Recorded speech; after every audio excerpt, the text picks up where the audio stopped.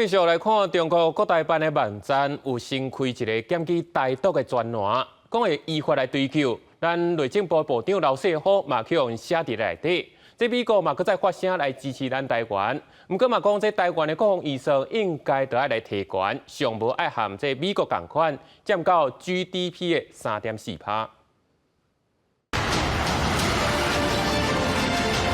战机、侦察机起飞，应应强军的威胁，空军3日宣布年度天龙操演圆满落幕，配合联合一级操演，顺利完成战术加战机总验收。罗总统进前宣布，国防预算目标占 GDP 的3%。台湾军费搁再成为美国关心的议题。美国国防顾问梅惠林指出，台湾的经济可能无法度维持 GDP 10%的防御支出，不过至少应该甲美国同款占 GDP 3.4%。嘛讲到台湾也是希望美国伫冲突的时阵出手斗相共，也因为安尼有可能甲中国发生重大战争的风险。另外，台湾确实需要为阻止战争做出更加侪贡献，伫必要的时阵得到胜利。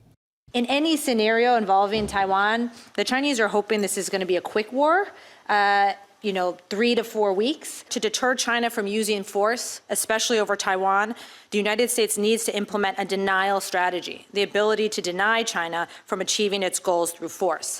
梅惠林嘛提醒，目前中国当地打造一套既成事实的战略，想要伫台海危机发生的时阵，3至4礼拜内快速夺出台湾，使美军未负介入。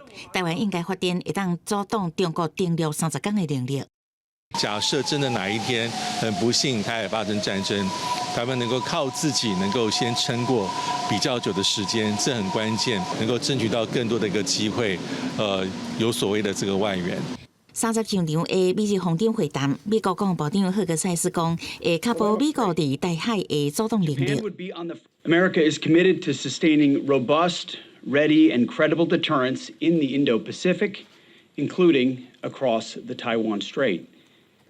Japan would be on the front lines of any contingency we might face in the Western Pacific, and we stand together in support of each other. 关心台海情势，针对中国国台办官网台独方向举报专栏，互人举报人员包括内政部长刘世峰等人，各讲会依法追究责任。美国国务院嘛出声挺台湾，面对北京挑拨的起抗的行为，美国会持续支持台湾。